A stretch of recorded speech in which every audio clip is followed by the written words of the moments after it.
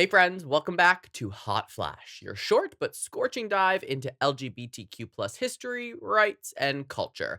And I'm Joshua Robert, the host of Hot Air. And today's episode is powerful because we are honoring two absolute icons of queer resistance, Sylvia Rivera and Marsha P. Johnson.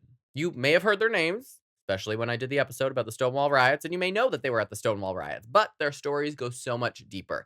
They're filled with activism, heartbreak, joy, struggle, resilience, and a bold as hell fight for queer liberation. So, as I like to say, buckle up because for the next 10 ish minutes, we're going to go back to where it all began on the streets of New York City in the heat of oppression, rage, glitter, and glory. So, let's hit it.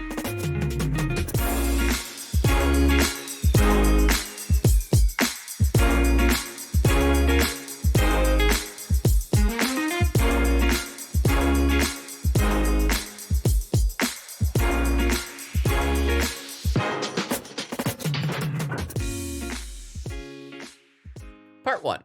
Let's meet Marsha and Sylvia. We're starting by cozying up to our heroines. Marsha P. Johnson, born in 1945 in Elizabeth, New Jersey. Assigned male at birth, she moved to NYC after high school with just a bag of clothes and $15. She was black, poor, gender nonconforming, and at the time when just being yourself could get you arrested or killed, she still showed up in sequins, flowers, and joy. She called herself a drag queen, a street queen, and later a transvestite. That was a term that was used in the 60s and 70s. Today, we call them transgender or non binary. But Marsha always said the P stands for pay it no mind. That was her response when people asked about her gender. That's so cool. What's the P in Marsha P. Johnson stand for? Pay it no mind, girl. Move it along. And then there's Sylvia Rivera, born in 1951 in New York City to a Puerto Rican and Venezuelan family. Sylvia lost her mother to suicide at just 3 years old and was raised by her grandmother, who rejected her for being too feminine. She ran away at age 11 and survived on the streets through sex work. It was there that she found her queer family, people like Marsha.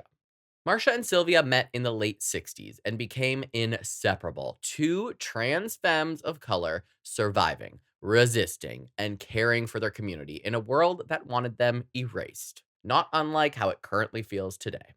Part 2. Stonewall and the Spark. Now, let's talk Stonewall real quick, the moment that changed everything. You can also go listen to my previous episode all about the Stonewall Riots. It was June 28th, 1969, the Stonewall Inn, a mafia-owned gay bar in Greenwich Village. It was one of the only places that queer folks could go and be themselves. Police raids were common, cops would storm in, beat people, arrest them for wearing gender-inappropriate clothing, and publish their names in the paper. Lives were completely ruined. I cannot believe publishing their names in the paper. But that night, that one specific night, the community had had enough.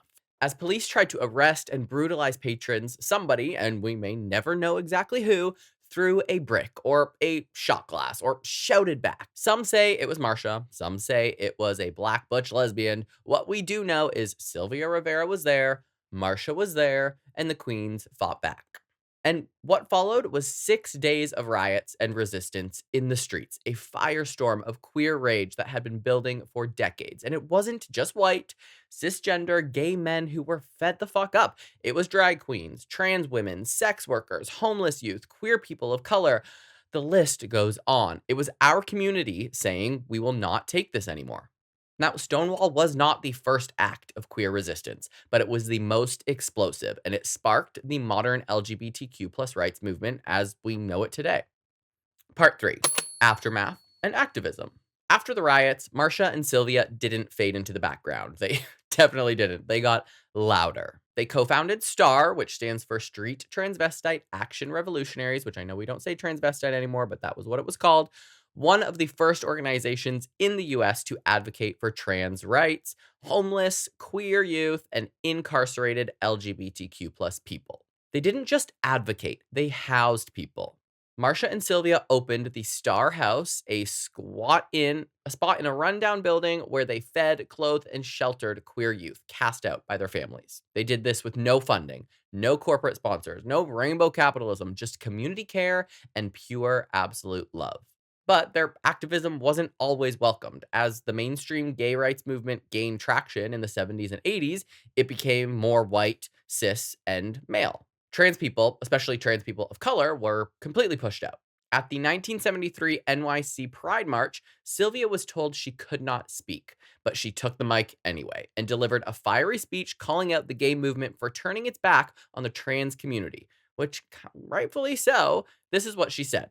Y'all better quiet down. I've been beaten, I've been raped, and y'all treat me this way, I will not put up with this shit. It was raw, it was real, and it was revolutionary. Part 4. Struggle, Loss, and Legacy. The years that followed were not easy. Marsha struggled with mental health issues. She was repeatedly harassed, arrested, and beaten. In 1992, her body was found floating in the Hudson River. Police ruled it a suicide, but her friends and community believe it was murder. To this day, the exact cause of death remains a mystery, and we still don't have justice. Sylvia, too, experienced homelessness, addiction, and trauma, but she never gave up. She kept fighting, especially during the AIDS crisis when trans women were often left to die. In the early 2000s, just before her death in 2002, Sylvia was working to build trans-inclusive shelters and healthcare systems. Both of these women were rejected by society, and sometimes even by the very movement they helped start, but they never stopped showing up for each other and for us. So today, we should, and I hope that we do, say their names with pride. Part 5. The impact today. Because of Marsha and Sylvia, here's a few things that we now have. Transgender visibility and the rights movement. Pride parades that honor queer resilience. Mutual aid networks led by trans activists.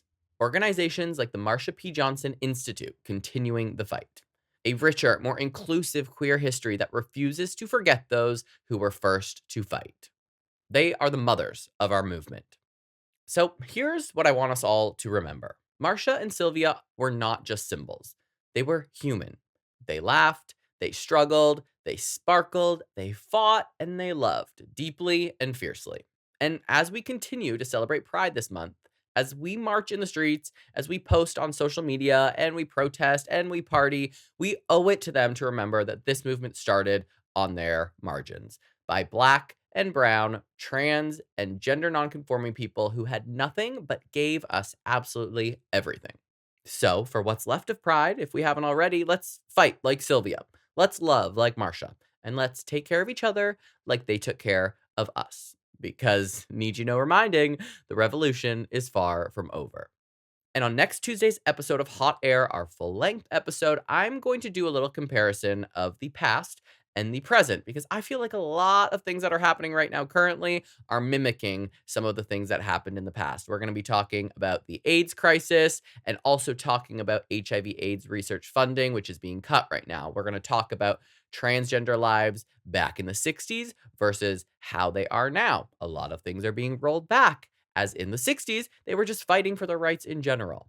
And there's going to be so much more. There's a lot of comparisons. It's actually very interesting, but also very frightening that it feels like we're, like I said before, turning back the clock, rewinding everything, going back to how it used to be, which I would love for us all to move forward. Thanks again for tuning in to this sweet little hot flash episode of Hot Air. If you're not following me on social media, you can find me on Instagram and TikTok at _HotAirPod, and share this episode with your friends, your fam. My new favorite saying is share it with your ex. You should just randomly text your ex who you haven't talked to in like 5 or 10 years. Just send them the link to this episode for no good reason. Well, I guess that is it for now. So stay tuned. Keep celebrating your Pride Month. I hope everyone is staying safe out there, and I will see you next Tuesday.